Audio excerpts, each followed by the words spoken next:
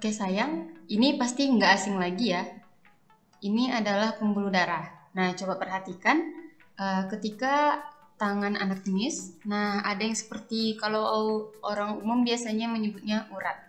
Nah, kalau untuk bahasa IPA-nya disebut pembuluh darah. Nah, kira-kira yang terlihat pada tangan kita itu yang kelihatan jelas sekali itu apa? Pembuluh apa sayang? Nah, mari kita lihat berikut ini ya. Coba lihat, di sini ada pembuluh darah yang berwarna merah satu ya. Ini karena ini biar gampang mengingatnya, makanya diberi warna. Nah, yang satu lagi berwarna biru. Nah, ada yang tahu mengapa yang nomor 1 itu pembuluh darahnya berwarna merah, sedangkan yang di nomor 2 berwarna biru.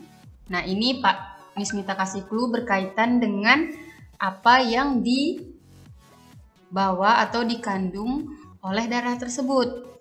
Ya sayang ya. Nah, seperti yang anak Miss tahu bahwasanya sel darah merah mengandung hemoglobin. Nah, hemoglobin inilah yang nantinya akan mengikat oksigen sehingga berwarna merah. Nah, jadi otomatis ya di sini adalah pembuluh apa sayang? Pembuluh darahnya. Nah, lihat ya. Ya, pembuluh darah arteri nomor 1, pembuluh darah vena nomor 2. Nah, untuk yang ini tunica adventitia, tunica media, dan tunica intima, ini bagian-bagian dari bagian-bagian dari pembuluh darah, ya. Nah, di sini dapat dilihat ada keterangannya. Kalau untuk pembuluh vena itu dia menuju ke jantung. Pembuluh vena biasanya disebut pembuluh balik, sedangkan arteri disebut pembuluh nadi. Ya sayang, dari jantung. Oke. Nah, Miss Mita ingatkan bahwasanya sistem pernafasan berkaitan dengan sistem peredaran darah, ya. Nah, di sini ada yang terakhir nih, pembuluh kapiler. Jadi ada 3 jenis pembuluh darah ya.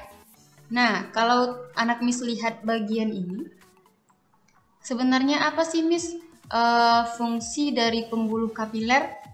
Nah, anak Miss boleh buka bukunya ya, halaman 255 yang semester 1-nya ya. Oke, lanjut ya. Nah, silahkan di screenshot. Ini adalah perbedaan pembuluh arteri dan vena. Nah, ini anak Miss tahu nggak ini? Platelet. Nah, platelet tadi sudah dijelaskan bahwasanya platelet adalah trombosit. Nah, kira-kira apa ya? Kok ada gambar seperti ini? Anak Miss kalau luka biasanya langsung setelah terbuka gitu, ya, darahnya berhenti mengalir nggak? Bakalan tutup nggak? Nah, itu akibat dari trombosit. Nah, ini dia. Ini peran dari trombosit atau keping darah. Ini sayang ya. Nah, untuk trombosit itu sendiri fungsinya sebagai proses pembekuan darah. Jadi nanti darah tersebut atau luka di tangan kita akan ditutup oleh benang fibrin. Nah, seperti ini. Paham ya? Nah, ini dia prosesnya, silahkan di screenshot. Ini dia mekanismenya ya sayang, silahkan di screenshot. Nah, kita masuk ke sistem peredaran darah. Jadi ada 2, sistem peredaran darah kecil dan sistem peredaran darah besar atau sistematik.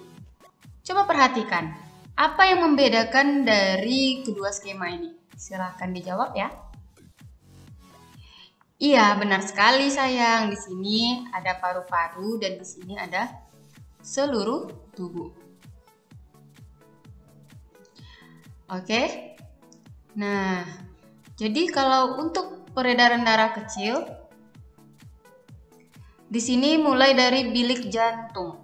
Nah, ingat rumusnya tadi biven, berarti ventricle. Bilik letaknya di atas apa di bawah, Nak? Di bagian jantung? Iya, di bagian bawah.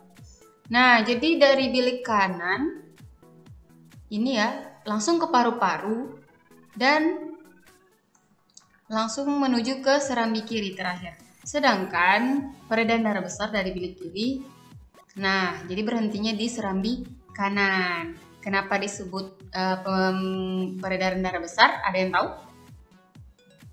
Iya, karena dia akan dialirkan ke seluruh tubuh. Oke, next. Silahkan anak Miss jawab ya untuk yang video ini dan boleh di screenshot.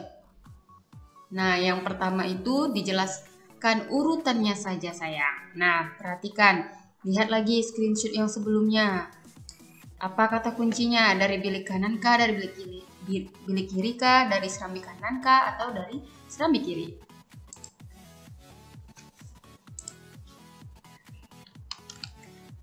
Nah, jadi anak Miss sudah ketemu jawabannya?